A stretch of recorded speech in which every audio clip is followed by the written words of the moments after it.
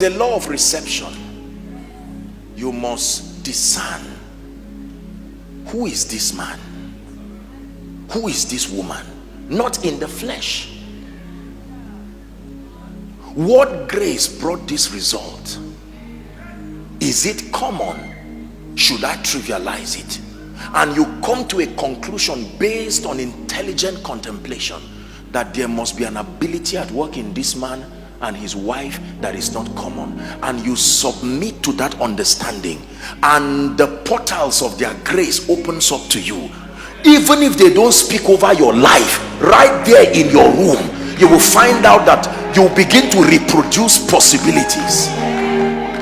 Listen, there are people who I have never met physically, but the depth of honor they have for me, they have almost reproduced the grace of God upon my life right there in their rooms. Did you know that I listen to my own teachings every day? And when I listen to my own teachings, when Apostle Joshua Selman is about to pray, I don't stand and say I'm hearing myself. I say, Lord, as this man is praying, I receive. Listen, sit down, let me teach you something. Do you know why many men of God are not blessed by their own grace? Because the anointing, hear me, honor is not human worship. There's a lot of nonsense going on. That's not what I'm talking about.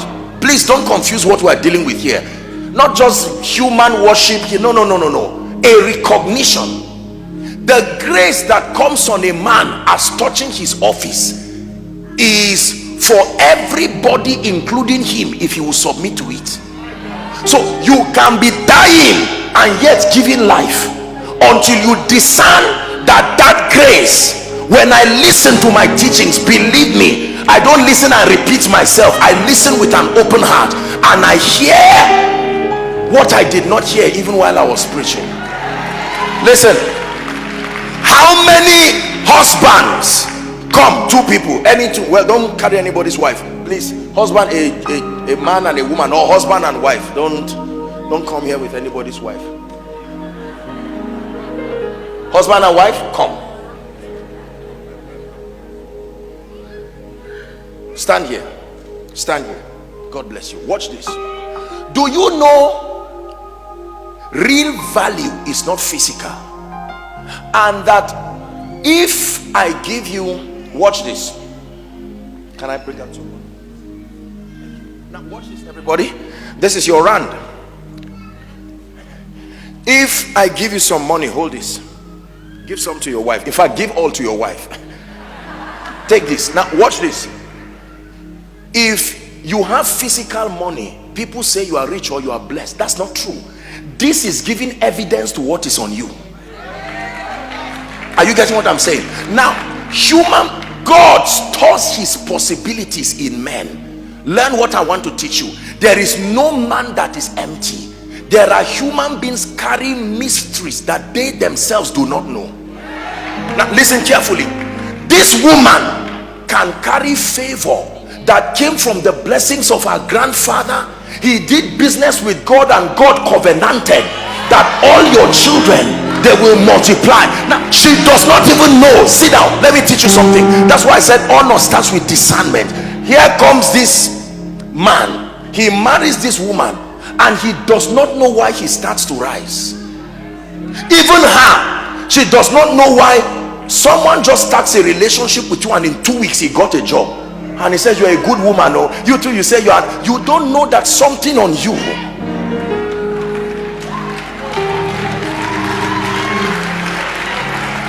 Please listen to me.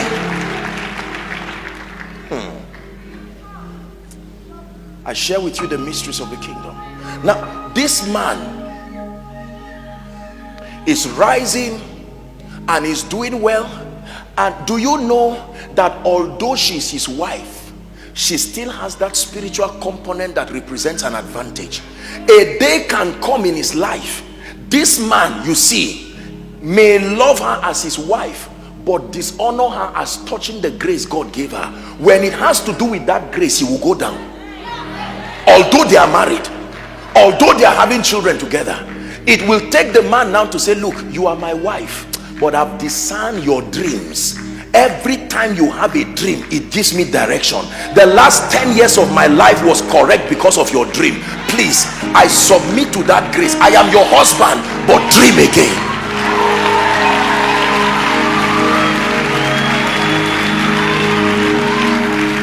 Now watch this. This woman can be broke, this man can be broke, yet every prophetic word is increasing the members in his church, because they have not submitted to that grace. The day the woman says, I know you are my husband. Let me tell you a story. It's a true story. Many of you have heard it in my teachings. A man of God's family was going down financially, whereas he was blessing members. Testimonies, people were coming with all kinds of testimonies. One day, just like a service like this, imagine that the service is going on and then first lady just gets up and walks out of this place. You know, people will talk and say, we hope things are fine.